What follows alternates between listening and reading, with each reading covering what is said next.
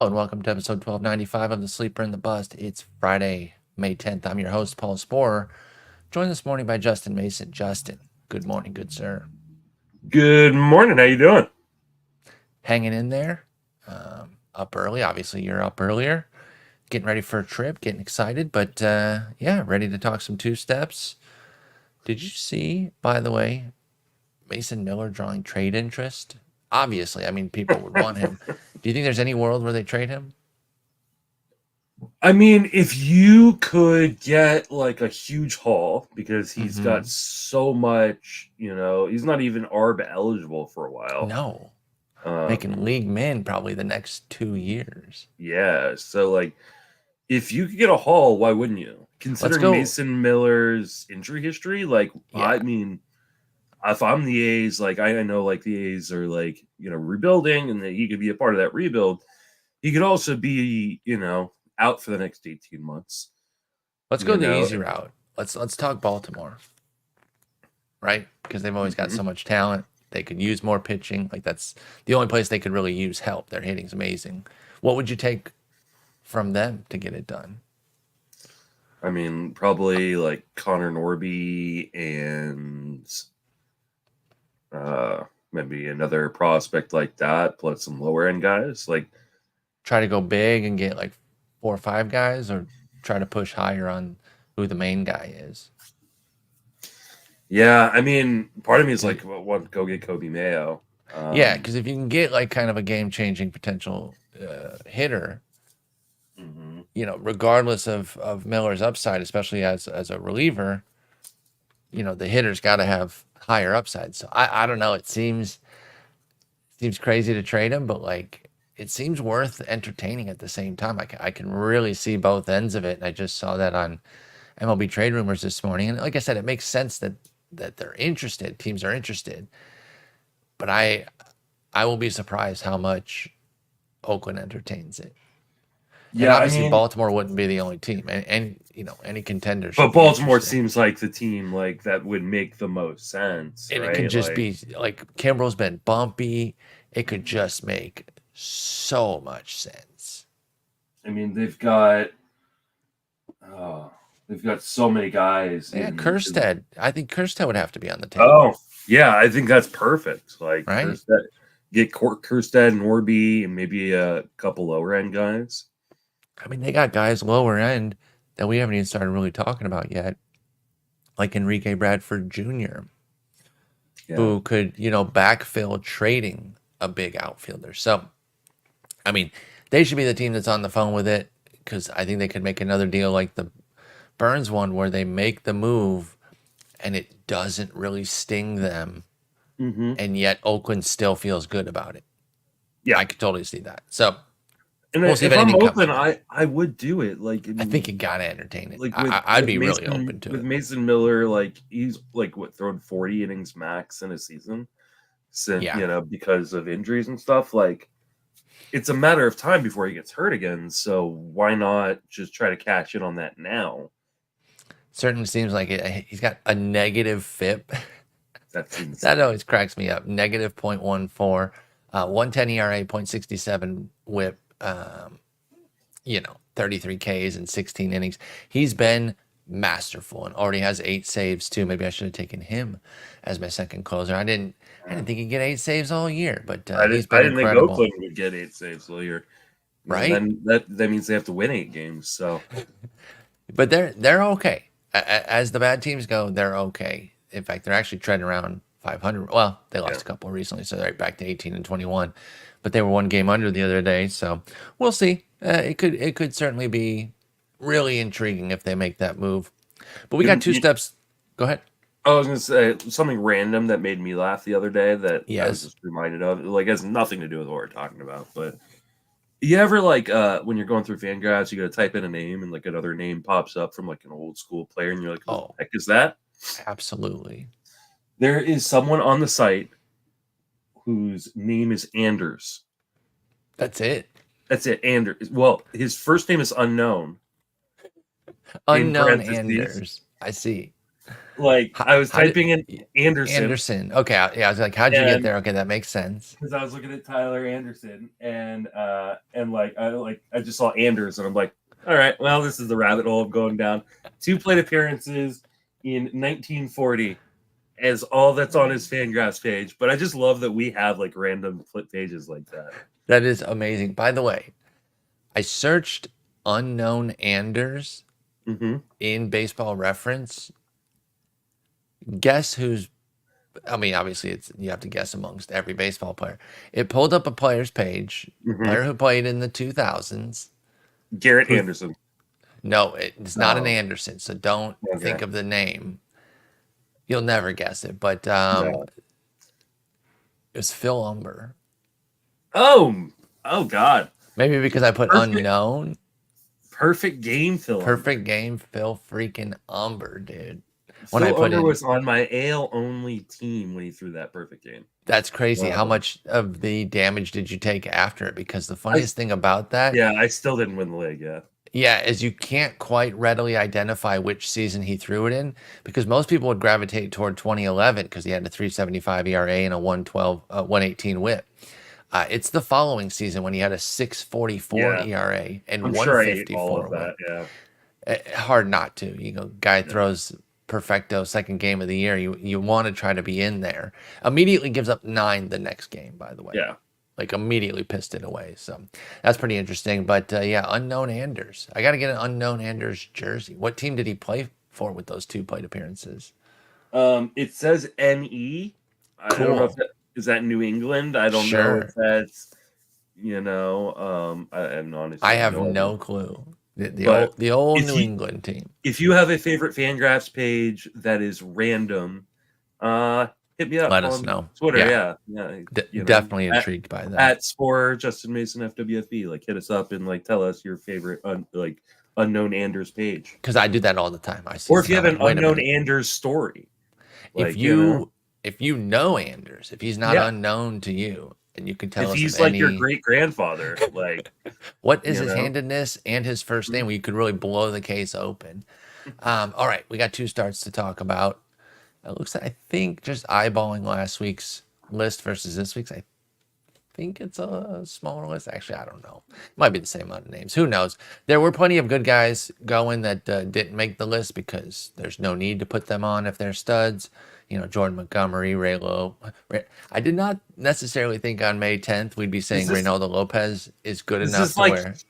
his eighth Oh yeah, two yeah. step? That's right. I Yeah, forgot to mention that. This is his 47th time possibly getting a 2-step. It will yeah. not happen. But enjoy your 153 ERA with Raylo and don't be upset about it. But our first one is Nick Pivetta, who could certainly play himself back into the not even having to be on this list because, hey, he was rolling second half of last year coming into this year. But he got hurt after 2 starts, came off the IL to face Atlanta. You would have been completely justified to skip that. You probably should have. He gives up 5 in 4 innings. So now it'll be his second and third starts off the IL. Tampa Bay and at St. Louis for Nick Pivetta. You diving back in after the tune-up against Atlanta? I think I am. Um, I'm definitely concerned. So, like, I think normally he would be in the must start tier for 2 starts guys, and usually I don't like the guys start guys in the first start back. So, like, I'm not worried that maybe he wasn't looking super sharp against Atlanta. But the concerning part for me is he did go to the IL with like an elbow issue, Mm-hmm. which is always a precursor to Tommy John. And then when he came back, he threw like 52% fastballs, which, like, his first 2 starts, he had thrown 29% and 37% fastballs. So all of a sudden, he's not throwing, his curveball very much, which to me is a little bit scary because maybe that is what's Is hurting the that elbow. hurting? Yeah.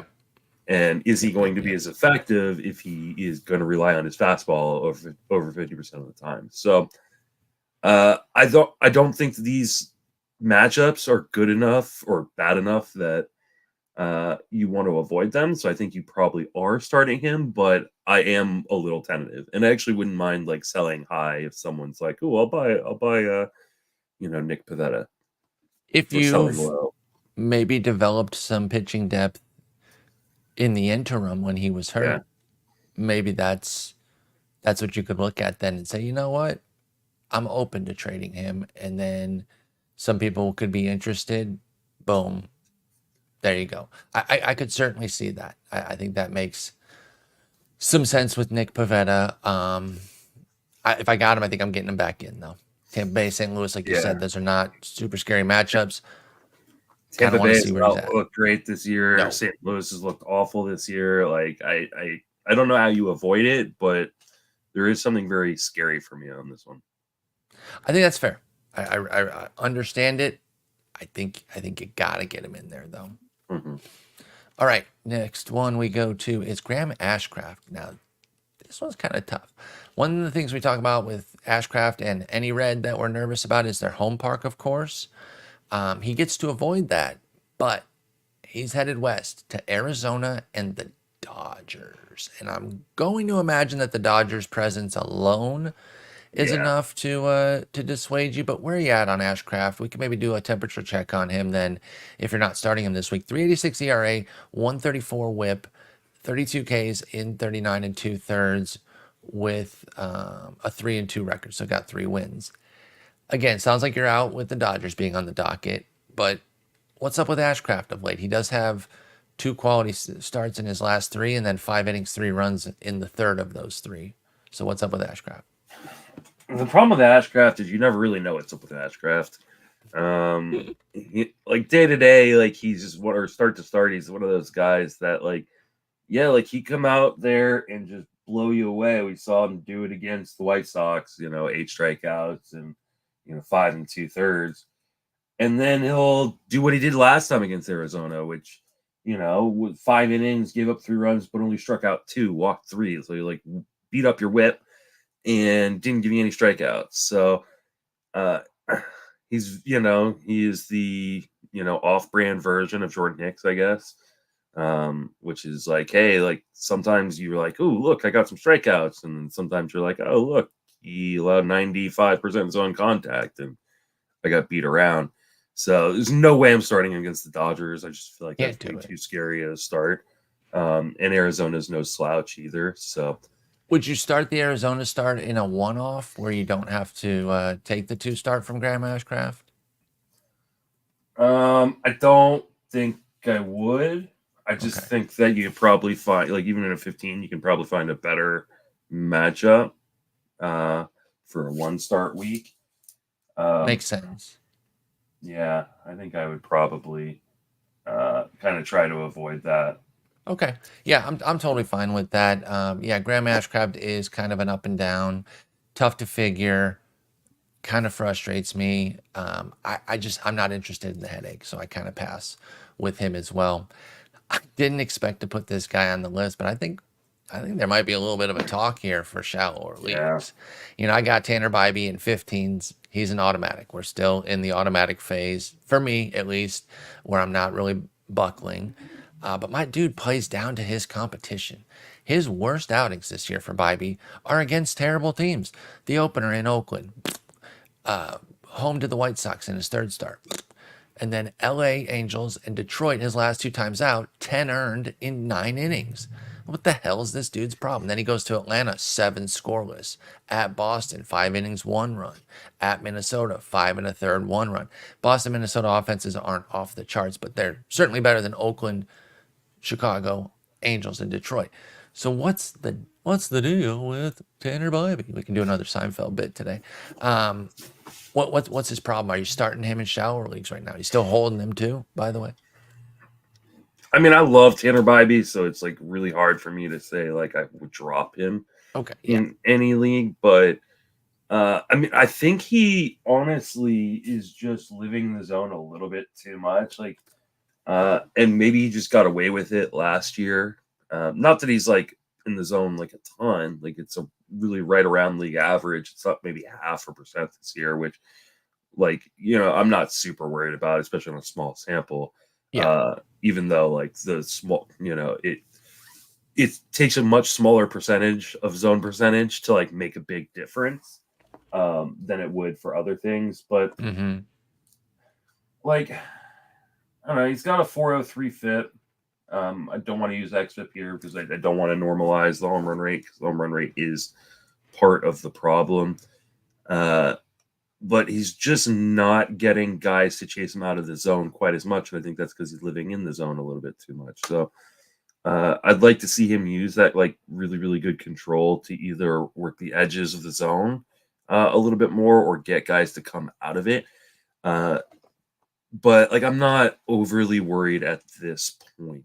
So I did see someone say like Tanner Bybee is exactly like Aaron Nola, but the bad Aaron Nola. And I was like, oh, that's a mean. That's a mean. I can't remember who said it, but that's a mean tweet right there. I hate how kind of accurate that seems. Yeah, but I do see a lot of Aaron Nola in Tanner Bybee, and so like I've always loved Aaron Nola, like even through his bad seasons. But I do, as far as this week's 2-start, that at Texas is a little scary. Yeah, but always a little difficult. And then Minnesota is playing well for the most part, so I don't mind in 10s and 12s not using him here. But you're not cutting Bybee. I don't think I'm cutting him. I think that's totally fair. I'm not either. I'm starting him. I'm frustrated. Part of the reason I put him on was, to vent my own frustrations. I'm not going to lie. Because I'm nowhere near cutting in 15s. I don't even really think I'm near sitting. A 2-step, I'm taking it. And I think I'm pretty much there in 10s and 12s with Bybee, but it is annoying. And if you do have deep pitching to where you can sit this out, feel free to do that. I still wouldn't cut, though, because Bybee still has upside. And if he keeps this pattern of playing up to the competition, then he's going to dominate here at Texas and home to Minnesota. Yeah, exactly. I mean, I guess in a 10, you can drop him if you have a better option, because a lot of 10-team leagues are shallow benches to begin with. True. Do you think there's a lot better out there, though? In a 10-team, probably. Yeah. I mean, there's talent out there. I'm not denying that. He's at least below what we would consider what was called the Wandy line at this point, I think, right? Back in the old 0601. I don't think he is. In a 10-team league, I think he might be. He's played poorly, and that's part of the problem. But I don't. I mean, maybe he is. That's frustrating to think. I mean, I will say.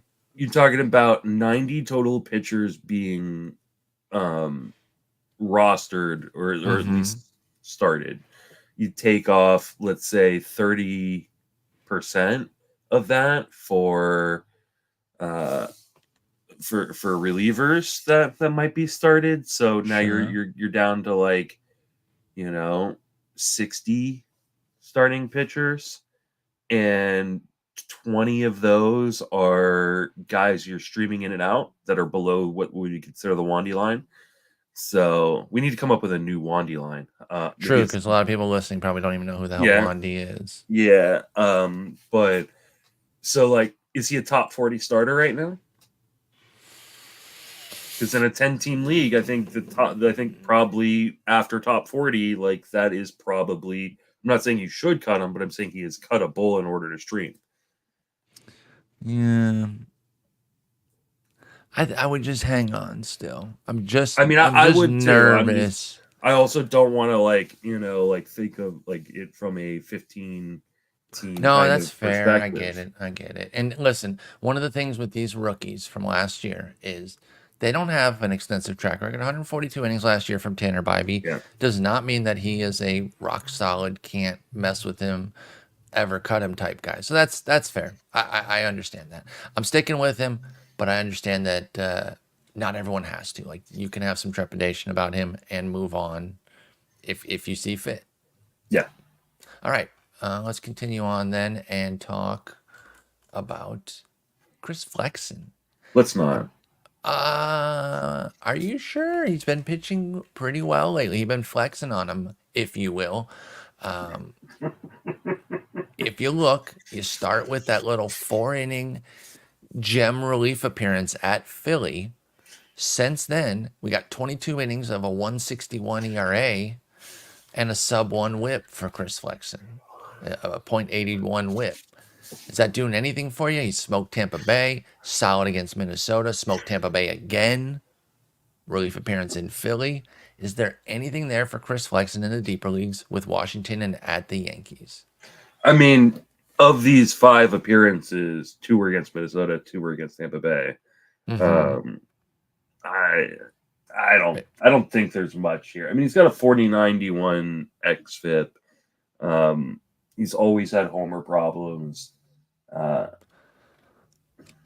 think if it was a slightly better second start, it wasn't the the Yankees, I could get Yankees, there. yeah, and it's at the Yankees too, where it's all like that short porch could just eat them up. So, yeah, no, thank you for me. I definitely get that aspect of it, and that's what gives me some trepidation here with Flexen as well. So totally fine to skip, but I'd written him up yesterday. I was writing up some guys that have been playing well recently, whose production you might have missed because their composite ERA is kind of stifling it. Because he has like a 4.29 composite ERA. You're like, oh, Chris Flexen, who cares, whatever. But then that 161 in the last 3 weeks. So it's interesting, but it's like AL only at the most. Because also the win probability is non-existent. That's the problem too with Flexen on the White Sox. Kenta Maeda, Miami and at Arizona. He just keeps hanging around. Rounders reference. I watched that the other day. Still cool in 2024. I don't give a shit if they're not. Kenta Maeda, though, every time you think it's good to go, he shits all over the place, and I'm like, I'm not even joking. I streamed him this week in my OC. Like, that worked out great. He got blasted by Texas, then dominates Tampa Bay and St. Louis, pisses it all away with 7 earned at Cleveland. So where are you at? Can you get there with Maeda? I mean, I guess I can because that first start is versus Miami. The Miami one, yep. And like, well, Arizona's not a team like that, like you're necessarily targeting. It's also not a team that I'm running away from either. And so, like, I feel like these are 2 really good starts. I think this is a really good example of if you can't start him here, when are you going to start him? Correct. Especially with the Miami being there. So, like I said, like I started him in my OC this week because he was supposed to have a 2-start week. I believe it was this week. And I regret everything, and I'll probably go for it again. And I'll do it again. Yeah, I think I would start Maeda here, especially if I've already got him. As far as like picking him up, going to be a little bit down the list just because I do have some nerves about it. But if he's already there, I think I'll roll with it. Hunter Brown. Now, before you immediately say no and shut down your computer for me even asking, I will point out that the first start is Oakland and then Milwaukee, though. Both are at home, so that might help. But he has an 8.89 ERA, and he has a 2.20 whip. Did you know that about Hunter Brown? Did you know that his whip was 2.20? I did know that his whip was extremely high. You know, part of it is he's been very hittable, and the part of it is got a 13% walk rate. 20. Yeah, he's getting it from both ends. He's walking everybody, and if they don't walk, they get a hit. Like, you're on base one way or the other. Any chance you're getting there with him with the Oakland start being there? You know what team has the 3rd most home runs this year? Oakland. I do know that. Team has the 5th most home runs this year? The other team he's facing that I can't remember right now. Milwaukee. Yeah. No thanks. I cannot do it.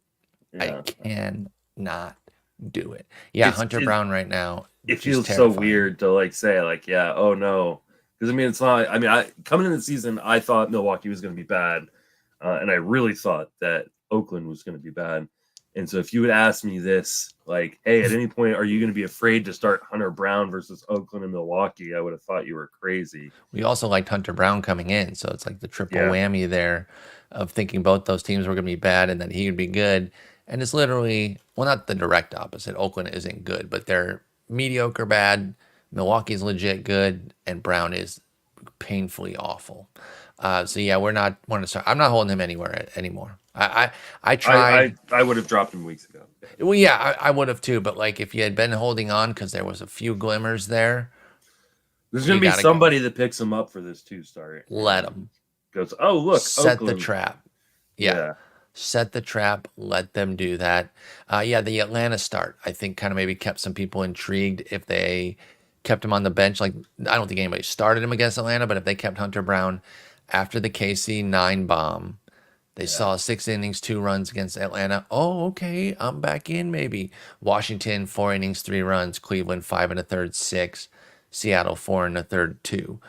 With walks and hits galore in all of them. So yeah, we're fully out on Hunter Brown. It's so unfortunate because he's been so bad, and I really did like him coming into the year. This one is more of another shallow league check to kind of just make sure you're still in on your guy here. We've had a few check-ins on him. Brady Singer's been great. 15 team, easy start. 12 team, pretty much an easy start. 10 team, making sure you're still there. At Seattle, home to Oakland. He has a 2.36 ERA and a 1 flat whip. Are we buying Singer doing something here? Are there some tangible changes, or is he just running hot within his skill set?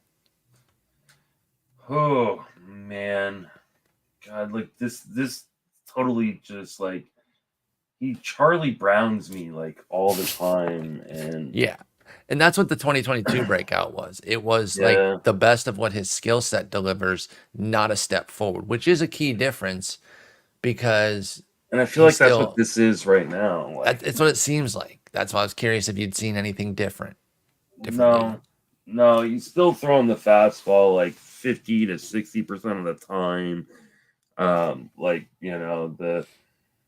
like the new, and I mean maybe there's some classification issues with the new pitch, and that's why it comes up as a fastball so much. But like the swing and strike rate that we saw in that first start, which was like 18%, has like dropped back down to being like anywhere from 10% to like 7 or actually 5% in the last. Damn. So like I do think he is just the guy he's always been, and we saw just 2 really great starts to start the year, and now he's gone back to just being good old Brady, like the best version of Brady Singer that we're used to, but still Brady Singer. Yeah. And that's what I'm saying. Like 2022 was just extracting the most out of that skill set that he has, which means that, a low to mid fours ERA is kind of always within range. Now that said, this is Seattle Oakland. This is a pretty hot 2-step. I think I can get there in every format, but I wanted to see the main reason I asked about this isn't because I was necessarily going to sit him anywhere, but to make sure people aren't overestimating or overrating what Singer can give them the rest of the year, and that he is still somebody worthy of checking in on and making sure you're comfortable continuing to start him. But for this 2-step, I'm in. Are you? Yeah, maybe we should call it the Singer line. It's not. It doesn't have a good ring actually. Wandy Um, line was just fit. It just freaking fit. Yeah, I'm gonna have to like kind of really figure out where I want this to be. But anyways, I don't think he is above the Wandy line in like a 10. So for me, at least, I think that Brady Singer is a guy that he's probably a team streamer in 10s and 12s right now, I'm cool with but that. like a couple bad starts and he becomes like a pretty quick drop. So Yeah. uh I mean, he's pitching well for the most part. Like I don't run out at the first sign of danger with Singer. He gets yeah. he gets a blip. If he drops another Toronto start where he went 6 innings, 5 runs, that's not immediate panic there. Let's see I what he will rebound. say the command has been a lot better this year. He's only given up 4 home runs, which for Love Brady that. Singer is like a game. Like that's a Tuesday for Brady Singer normally. So I'm like I am intrigued because he's got the good walk rate, and he's not giving up home runs. But I think this is one of those guys that eventually this is gonna end. But you just Okay. ride it for right now. Yeah, keep going. Jose Soriano's been interesting. A word I use a Ooh. lot to describe guys, but it's a versatile word. Yeah, he kind of another guy that kind of always pulls me back in on another downturn here at Pitt this week. Didn't go so well. 4 2/3, 4 runs. It was his last inning where he got into trouble there. So he's kind of having a good outing, and then it got spoiled. But it was coming off a 6 scoreless at Cleveland before that. And so it's been kind of up, down type of deal with Jose Soriano. He gets St. Louis and then a trip to Texas. Where are we at on Sori? I think we're really focused on a 15-team context here. Yeah. Maybe stretch it in 12s, but not in 10s right now. So where are you at on Jose Soriano after a handful of starts? Dude, the start of that, like that start against Pittsburgh was like, oh man, like this is, when people like talk about Jose Soriano like as like, hey, this guy could be a stud. Go watch the first 3 innings of that Pittsburgh game. Exactly. Because you know what I did? I watched the first 3 innings of that Pittsburgh game, and then I changed it to a different game, and I came back. I was like, "What the fuck happened?" 5 base runners and 4 runs later, you're like, this is what? No, no.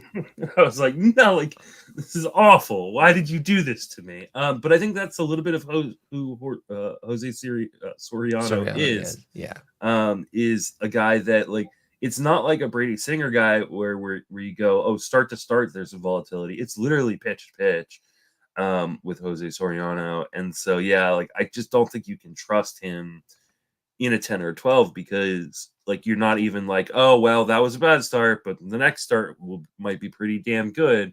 It's literally like inning to inning where you're going like, hey, he looked great in the first. And you're like, in the second, you're like, what Here's did hoping. you do to me? Yeah. So I think he is just a 15-team guy.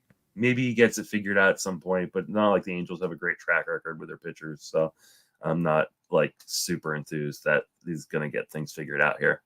Yeah. Like I said, I like him. I've got him in 15s where it is easier to have a guy like this as a team streamer. But Soriano, another thing we talked about, like with Flexen, the win probability is low. He's 1 in 4. Yeah. So, if he was on a good team going at Texas and you maybe had to eat 5 innings, 4 runs, but you actually had high win probability or decent win probability, you'd feel better. But that's just not the case with Sori. So specific cases in 15s, but nowhere else for Soriano. Sixto Sanchez goes to my Tigers and then hosts the Mets. Is he doing anything for you? I don't even know what he's been up to lately this year, if I'm being honest. He's a 7.50 ERA. Yeah, and he's not going to go deep enough into the game to qualify for a win. Really often. I mean, he's only gone 4 innings in each of his last 2 starts, and kind of before that, he was pretty much a 1 to 2 inning guy. So I don't think like it's kind of a cool story that he's made it back to the majors, but we'll leave it at that. Like I don't even know I'd start him in an NL only right now. I think that's totally fair. I'm not dying to get him in the lineup either. Sixto Sanchez could maybe get to the 5 innings against Detroit, but even they are playing better of late. So, I'd be very, very careful here. I'd rather start this guy, even though he has to go to Houston. And again, I will reiterate that their offense is still pretty solid. It's their pitching that makes them terrible. But Colin Ray with Milwaukee has been pretty nice. He's been a big reason why they've been so successful because in terms of name value, there's none behind Freddie Peralta. Like common, average fans don't know who the hell these guys are, which I don't blame them. And yet, you look at Colin Ray, 3.29 ERA, 1.28 WHIP. He gets Pittsburgh and at Houston. Pittsburgh's offense has really come down. Can we get there in deep leagues with Colin Ray at all? So he got beat up a little bit versus Baltimore, which is a good team. He pitched really well against St. Louis, which is a bad team. Got beat up versus the Yankees, which is a good team. He beat up Tampa Bay, who's got a bad offense. And then he got beat up versus Kansas City. So it seems like to me he is either the in-season version of Aaron Nola, which is like, Aaron Nola's every other season. This guy's every other start, or he's just really bad against good competition and really good against bad competition. Which makes some sense. Yeah. So, he gets a start versus kind of a baddish offense in Pittsburgh and a goodish offense in Houston, which means you'll probably get a good start and a bad start. So if that's something you're interested in, go for it. And now this is the opposite of what I was saying with Jose Soriano. Ray does have some good win probability with a solid supporting cast, so that Houston start does become a little less worrisome because you might still sneak a win even if he goes 5 innings, 4 The runs only type of problem vibe. is Houston's offense is starting to get going. Like Kyle No, Tucker I looks know. like an MVP. Absolutely. Jordan hasn't gotten hurt yet. Like, I don't know that I would do this even in a 15, but you may not have many options in a 15, so I get it. I'm definitely not doing it in 10 or 12. In 10 or 12, No. I'm going somewhere else. I just don't think he's that good of a pitcher. That's the thing, and the downside is huge, and that's what you always have to be mindful of when you're streaming these guys, right? Like you got to go in eyes wide open and understand that I there mean, is danger. even in his good like starts in his last 2 starts, he still had like well above league average zone contact. Like he allows a lot of contact, and I just think that Houston is way too dangerous of a team. And Pittsburgh can be dangerous when they are making contact. Thing is, they just don't make a ton of it. Yeah, if they get back on track all of a sudden, Yeah. they would be dangerous too. So yeah, I'm Colin Ray. We're passing. Chris Paddock, Yankees and at Cleveland. Two teams that are playing very well. I'm still not terribly afraid of Cleveland. Maybe I should be. They're literally 24-13, and their offense is a big reason why. But Yankees scare me a good bit. Paddock, not afraid of giving up some homers. 1.4 homer 9. Also an 11.6 hit rate. I don't think I'm getting there even in the deep leagues. I'm intrigued by him. He's 4-1, right? Like you got some guys out there with way better than a 4.34 ERA and 150 WHIP that don't have 4 dubs, that barely have a single win. And here he is with 4 wins. That's the beauty of being on a capable team. Is there anything there for Paddock with you? I mean, there is a little something like over his last 4 starts, he's got a 193 ERA. Mm-hmm. Over 10 strikeouts per 9 in those 23 and 2/3. Not walking guys, only 3 walks in those 23 innings and only 2 home runs. Like he's pitching really, really well right now. The hard part is I just don't trust him at or he's versus the Yankees, right? Yeah, home versus the Yankees. Like the Cleveland start doesn't scare me. Like you said, maybe it should. You know what Cleveland kind of reminds me of? What? The 2021 Giants.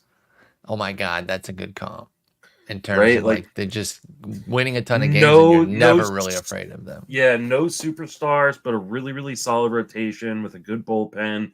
And like it's not a good lineup, but it is a deep lineup. Like there's no real holes in it. So and Brett in the chat right now from our Discord is going these 2 starts scream regression to me.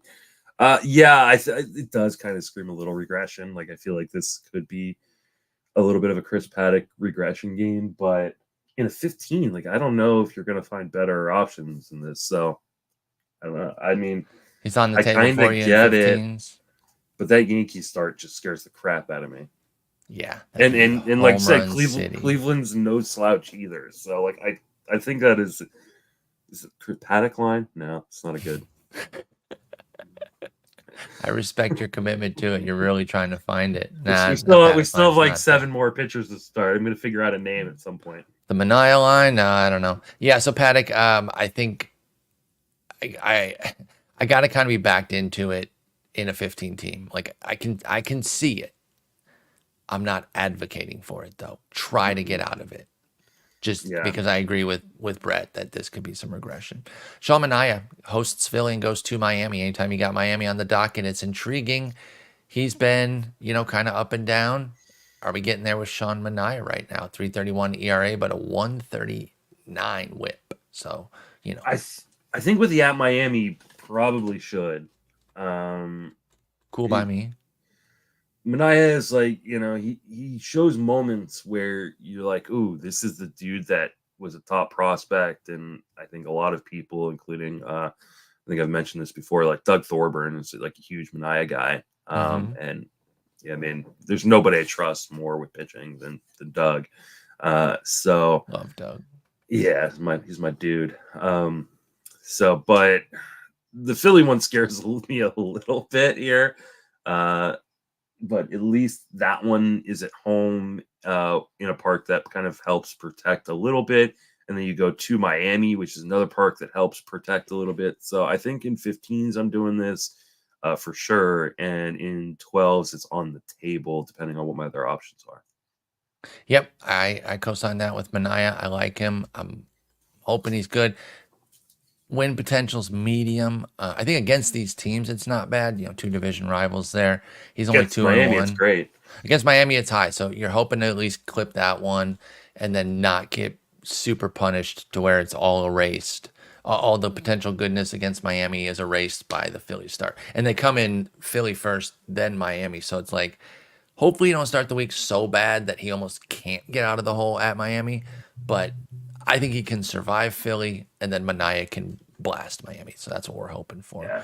What about lefty? Sticking with another lefty here, JP Sears. He has to go to Houston and KC. That's a couple of tough teams there. KC really living up to their preseason billing as a sneaky solid riser. They've been doing that. Is it scary enough to push you off of this start here for JP Sears? Yeah, I've got Sears in a number of 15s, and he's definitely going to be kind of on the table. But I think my thought process with Sears, like what I think of Sears in my head and what Sears actually is doesn't really line up, right? In my head, I go, I feel man, that. Sears is a guy who I think has a lot of talent. If he's on a different team, like I think there's strikeouts in there. But then when you actually you know, it's very Dustin Mayish, where like I think the strikeout stuff should be a lot better than it actually turns out to be. Not to You say miss that more there's similar bats. pitchers necessarily, but like yeah, he's just a guy that like in the Jordan Hicks and Graham Ashcraft kind of mold, where like when I watch him, I go like, hey man, I think there's something really here. But then you go and look and like, oh, he's got like a 10% swinging straight rate in most games, and like Mm-hmm. it's like he plays on Oakland, who I don't think is going to win a lot of games, especially got these kind of matchups. So like he's definitely below whatever our Wandy line is, even in 15s. It's definitely not a JP Sears line. Well, because there's Um, also, win potential is tiny. So, yeah, that's the thing that you always have to you're consider in going there at too. Houston and at Kansas City. Those are two teams who I expect to beat Yep. them. So like when I first saw this name on the list, I was like, yeah, good. I got JP Sears everywhere, 2-start week. And then I was all like, do I really want to start JP Mm, Sears? I don't think I do. I think I'd yeah. rather start a really good 1-start or maybe even like a dynamite reliever that might sneak some say like Jeff Hoffman versus JP Sears this week. Probably going Hoffman. Yeah, I think I would too.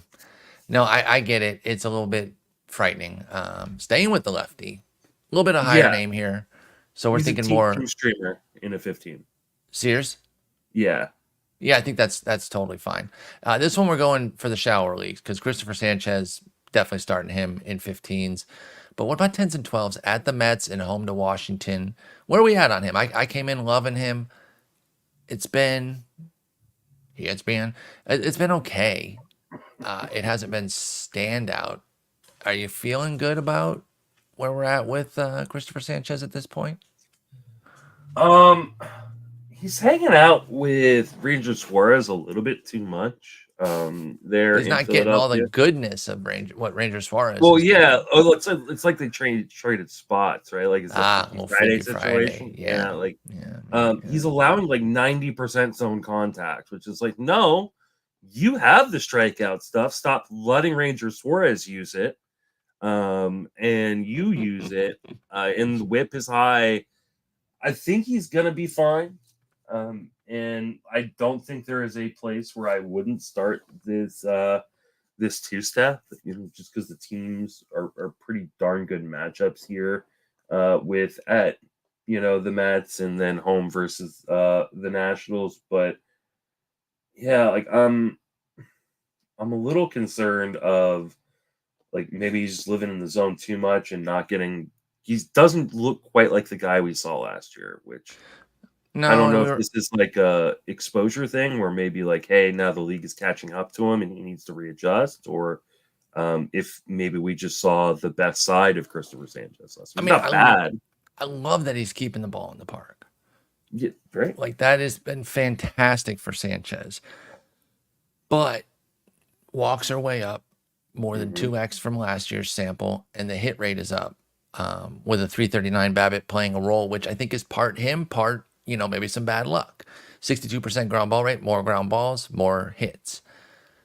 I'm still really intrigued. I think he's still probably a team streamer for me in 12s. In 10s, it's hard to have too many guys you're keeping on that you're not starting in a two-step. So if you're not there with Sanchez this week, you probably should cut him in a 10. I think I'm going to start him in one. Man, God, sometimes you just want to believe and maybe make a bad decision with it. Nah, I probably won't start him in 10s. I You don't know think what? it's a good idea. I think I would start him in 10s. Only because like he does not give up home runs. So like even a bad start for Christopher Sanchez isn't like a bad start for a lot of other guys. It's not usually like a whip problem. That's the thing. yeah. Where are you at in ERA and whip? Because he's one of these classic guys who's got a legitimate shiny whip. 322 or ERA is nice, but the whip is dog shit. 146. So that's a huge conflict there. If the whip doesn't fix, the ERA will start to go up. But he might be one of these guys that just trends with a higher whip, relative to his ERA if the walks don't come back down. So I'm starting him in 15s, starting him in 12s. 10s, I'll say toss up. You'll get me to say toss up. I'm not 100% doing it though. Yeah, and it's not like he's even had like that tough of a schedule. He has faced Cincinnati twice, but other than that, he's faced the Nationals, the Pirates, the Rockies in Philadelphia, the Troutless Angels, and then Toronto's been kind of like up and down. Yeah. So come on, let's see something. But I still like Sanchez in deeper leagues. I'm still riding with him. But he's kind of like my version of this guy. Other people believe in Mitch Keller, that I don't really get the way I believe in Christopher Sanchez, and they might not quite get it. The Keller line. The Keller line. I don't know. Like that either. No. I think we got a name coming up that sounds good, but definitely won't work. Okay, we'll see how. Is it one of these L names since it will alliterate? Okay, yeah. Mitch Keller, 3-3 on the year, 4.41 ERA, 1.33 WHIP. I don't know. I know he threw a complete game, 1 run against the Angels last time out. That's cool. I don't know, man. I'm just not there. I used to like Mitch Keller. I've really soured on him to where I need to be talked into it. It's at Milwaukee and at the Cubs too. So I'm really not interested. 15s might be a situation where you kind of have to. But first off, do you agree with that? And then what do you think about 10s and 12s with Mitch Keller? So this is what we call, and would also be a very good band name, the Mitch Keller Experience. This is like what Mitch Keller is, right? Like he's going to go out sometimes and throw a 7-inning shutout. And then sometimes he's going to throw 6 innings and give up 7 runs. So like, this is what you signed up for. I mean, in 10s, I don't think you should be signing up for that. But I'm not sure you should still be rostering Mitch Keller. Yeah. In 10s. I think in 10s, he is like a straight up streamer, not a team streamer, like a straight up, like goes to the wire and then you pick him up when you want to try to use him. But in 15s and 12s, like this is kind of what you signed up for. And the one thing that Mitch Keller will always deliver you is length. So like, and especially in 15, like length makes sense. So yeah, you want that volume. Yeah. So I think you're probably starting him, especially in 15s. I think 12s is definitely a little bit more iffy considering the matchups, but like he can go off good or bad against any team. So like that's the frustratingly like he annoying could throw part too. He could throw like 2 6-inning or 2 7-inning shutouts here. It would not surprise me, and then go to Washington and Oakland and just get crushed. So like, but that is the Mitch Keller Experience, and I think that like a lot of house music, you probably need to be high to really enjoy it, but that's what you signed up for with Mitch Keller. Yeah, that is completely fair with Mitch Keller. He gets Atlanta the following week, so good luck with that. Jordan Hicks, that'll be when he throws a freaking he's gonna throw an eight-inning shutout with like 16 strikeouts on everyone's bench. Like, why wouldn't he? And then he'll like have Colorado come to Pittsburgh and just destroy him. Correct. That the Mitch Keller Experience perfectly. Yeah. Jordan Hicks, hosts the Dodgers in Colorado. So you love that Colorado bit. He has a 2.30 ERA, which might make some think, well, why are you even discussing him? Isn't he an automatic? Sorta. I mean, 15 teams, yeah, you're riding a 2.30 ERA, 1.12 whip. I don't think you can really make a decision there. You got to just start Hicks. 12 teamers, probably the same. What about 10 teamers, though, where like the strikeouts aren't great? You still have the Dodgers. Am I underrating Jordan Hicks? Is he an easy start here this week? He's another one of these guys that like pitch to pitch, you're like, man, this is a stud. What was he thinking there? Like, Mm-hmm. and I mean, it feels weird for me to say because I think the Giants are generally just a bad defensive team. He's gotten bailed out a few times by some amazing defensive plays. Young Oli had one where like it kind of reminded me of that like Hunter Renfro play where he just kind of like ran, like stuck out his arm and got it. Like, and I was like, oh, I did not think that Young Ali had that kind of range. He's showing you. He's actually been much better in the outfield than I thought he was. He's been much better overall than I thought he was going to be. Which he didn't appreciate your trash. Someone in the Discord called me out for like, you were like the most negative person on your team. He's like, listening to you and Bubba. Bubba's always so excited about all the Giants guys, and you just hate them. And I was like, I'm a realist. That's accurate.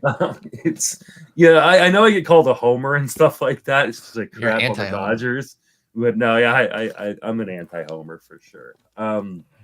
So yeah, I think in 15s you're probably starting. The Dodgers one scares the crap out of me though, like because of course you're talking about a guy who pitches to contact a lot of the time. Yeah, going up against like. I just think easily the best lineup in baseball. Like yeah, and you want to talk about regression? Like they could put a number on his ERA. The Rockies coming to San Francisco, and I just think that like that outweighs both. So you're probably starting Jordan Hicks everywhere, but yeah, I tend to think so. I brought him up to see if that's where we were at with him, and I think that's probably the right answer to just start him everywhere, and try to enjoy this ride here. See if such a fun pitcher to watch. Like he really is. I mean, like there are definitely times where I'm like pulling what's left of my hair out, but like he is just such a fun pitcher to watch. So so nasty. Yeah, it is. It just the way he kind of mixes things is just like it's like God damn, man. Like I definitely could see like a real Jordan Hicks breakout at some point. I don't think we're there yet, but like maybe it'll come as the season goes, right? Like we see guys. I'm not going to be mad about it. Like we got him on a 4-year, $44 million deal. So like I'm hoping he becomes just a stud, but yeah, I mean, I still think there's a little bit left to be desired. Yeah, I think that's totally fair. When you're kind of assessing Jordan Hicks and where he's at. Matthew Liberatore goes to the Angels and then hosts Boston. Are we seeing anything there for deep leagues? It's no shot in 10s, probably no shot in 12s. Yeah. But anything for 15s with Liberatore? He's been pitching well out of the bullpen, 2.70 ERA, 105 WHIP. Only 15 Ks in 20 innings, but that's still a pretty small sample where like one big strikeout appearance could spike it back up. He did throw 3 2/3 in a start last time. So that's part of it too, is it might be 4 or 5 innings, but where are you at on Liberatore? Yeah, I mean, it was 3 2/3 versus the White Sox where he didn't walk anybody. So like, I don't think he's going to go deep enough to qualify for a win in either of these games. And while the Angels don't scare me right now, being troutless, like Boston still has a pretty decent lineup for the most part.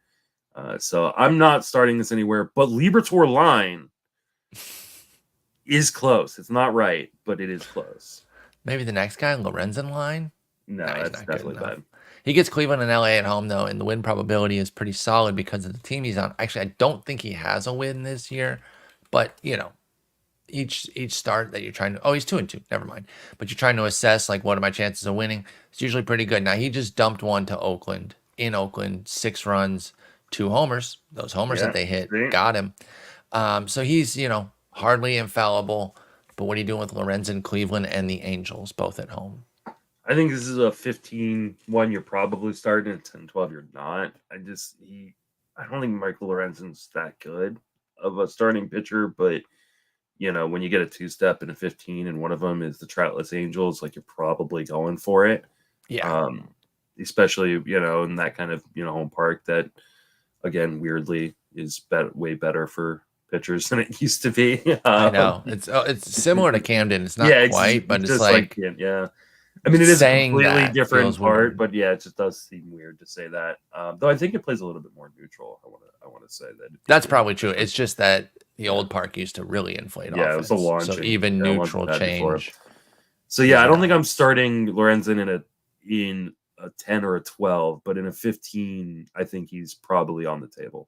He's on the table. Godspeed to you if you make that decision, but it is on the table. All right, and Trevor Williams. I feel like he has quietly been really good this year. Washington, by the way. Yeah, Washington sitting 18-18. He has a 196 ERA and a 106 whip, does Trevor Williams, with a 4-0 record, no homers allowed, literally zero after leading leading the National League, not baseball, with 34 allowed last year. So, that's going to eventually regress. But when and to what level is really the question. He goes to the White Sox and to the Phillies. What's up with Trevor Williams? Trevor Williams is one of my most frustrating guys that I'm rostering like almost everywhere right now. Because you should see the ERA he has on my bench. It's invisible because it's so low. It is amazing because I don't trust this at all. And so I'm being very, very careful about when I use Trevor Williams. But the times I should be using Trevor Williams is like every time because he's just been unreal good. Like it's just like there's no way I was starting him in Washington versus Baltimore. It goes out and freaking strikes out 8. Like that's a career high. That was a career high in strikeouts for Trevor Williams, who's a 32-year-old journeyman pitcher. It's crazy. There is regression coming at some point. Trevor Williams is not this good, but at the same time, like the underlying skills aren't bad. Like it's 304 xERA, a 251 FIP. Like you said, he has not allowed a home run. He's walking guys at 8.5% clip, which is fine. He does allow a fair amount of in zone contact, and he does not throw into the zone very often. He's like because he knows. He's doing the anti Robbie Ray, which is like, hey, I'm not going to let you hit home runs. I'm not going to let you like make contact in the zone. So you got to chase to get it. Yeah, and it's worked so far. I just don't think it's going to work that much longer. So I think at Chicago is a good enough start where I think you just keep rolling with it and then pray that all the regression doesn't come back at Philadelphia in one fell swoop. Yep. Yeah. That's where I'm at with Trevor Williams. It's been really nice, and credit to him and credit to anybody who's been kind of running this and getting a lot of the goodness. There hasn't even really been any skips that you've had to do, but obviously people have no doubt skipped at times, maybe at Texas, the Baltimore one that you mentioned. Those were both 5 shutout innings, by the way. Funnily enough, his worst start from an earned run standpoint was at Oakland. 5 1/3, 3 runs at Oakland. But no home runs. No home runs because he doesn't have a single home run allowed. So Trevor Williams, been really good. I like him in 15s. I think he's certainly on the table. The Philly start could be a regression candidate. But I don't know. I think he's pitching well enough here that hopefully he doesn't just give it all back right away. So enjoy there in the deeper leagues. And there you go. There's the 2-start slate. It's pretty interesting. I think there's some guys to go for across all the formats on the waiver wire this week. And good luck with the 2-start. And I've had medium luck this year streaming 2-star guys. Had some ups, had some downs, but nothing that's been too killer. So I know you've had that one league that has amazing pitching, so you haven't even had to play the wire. I mean, I'm still having to play the wire. I just played it really well.